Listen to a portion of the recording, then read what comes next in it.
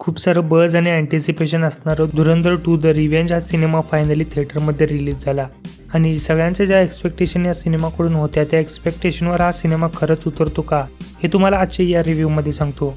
नमस्कार मित्रांनो, माझं नाव आहे यश आणि तुम्ही पाहता आहात रिव्ह्यू कट्टा. आता सिनेमाची सुरुवात होते जसप्रीत सिंग रांगेच्या बॅक स्टोरीने. त्याच्या कुटुंबावर काय संकट आलं आणि त्याला हमजा बनण्यासाठी कशाने प्रवृत्त केलं हे सुरुवातीला दाखवलं जातं आणि ते इतक्या कन्व्हिन्सिंग पद्धतीने दाखवलं जातं की तुम्ही पहिल्याच काही मिनिटात त्या कॅरेक्टरशी कनेक्ट होता. त्यानंतर आपण प्रेझेंटमध्ये रेहमान रकीबच्या मृत्यूनंतर हमजाला बघतो, जो आता लियारीचा राजा बनतो. पण त्याच्या महत्त्वाकांक्षा इथेच थांबत नाहीत. त्यामुळे स्टोरी हळूहळू कराचीच्या अंडरवर्ल्डमधून पाकिस्तानच्या पॉलिटिक्समध्ये पोहोचते. आता या सिनेमाचा पहिला जो हाफ आहे तो खूप टाईट आहे. हमजाचा राईज खूप चांगल्या पद्धतीने दाखवला आहे आणि या सिनेमाची जी रचना आहे ती थोडी वेगळी आहे, कारण दोन्ही पार्ट एकत्र लिहिले आणि शूट केले गेले आहेत.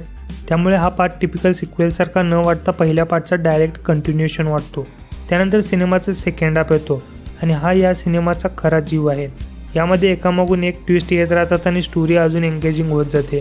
या सिनेमाचा क्लायमॅक्स इतका जबरदस्त आहे की थिएटरमधील लोक लिटरली उभं राहून रिॲक्ट करत होते आणि असे रिॲक्शन खूप कमी सिनेमांना मिळतो.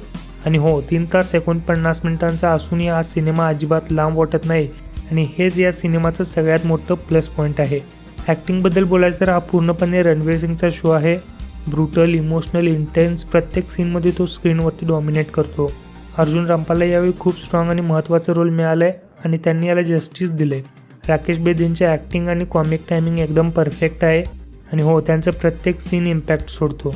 संजय दत्त, आर माधवन, सारा अर्जुन सगळ्यांचं प्रेझेन्स चांगला आहे, पण स्पॉटलाईट पूर्णपणे रणवीरवर आहे आणि तो एकट्याने हा सिनेमा कॅरी करतो.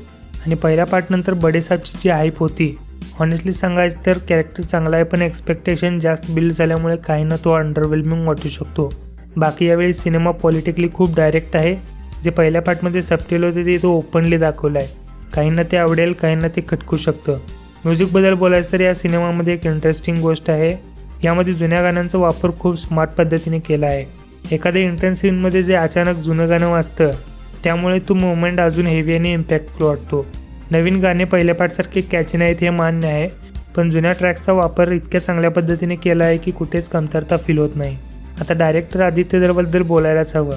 त्यांचं विजन खूप वेगळं आहे आणि डायरेक्शनसुद्धा खूप स्ट्रॉंग आहे. 2 पार्ट्स एकत्र लिहून शूट करून इतकी मोठी स्टोरी एवढ्या टाईट स्ट्रक्चरमध्ये बसवणं इझी नाही. या सिनेमामध्ये मिड क्रेडिट सीन आणि पोस्ट क्रेडिट सीन दोन्ही आहेत, सो मिस करू नका.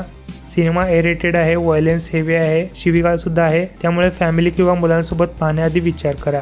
ओव्हरऑल सांगायचं धुरंधर 2 पहिल्या पार्टचा लेवल मेंटेन करतो. Strong opening, tight first half, gripping second half आणि एक जबरदस्त क्लायमॅक्स, हे सगळं मिळून ह्या सिनेमाला डेफिनेटली मस्ट वॉच बनवतो. माझ्याकडून धुरंधर 2ला 4.5 आउट ऑफ 5 स्टार्स. तुम्ही हा सिनेमा पाहिला असेल तर तुमचे ओपिनियन्स कमेंट्समध्ये नक्कीच सांगा. पुन्हा भेटूया एका नवीन व्हिडिओमध्ये. तोपर्यंत हसत राहा, बघत राहा रिव्ह्यू कट्टा.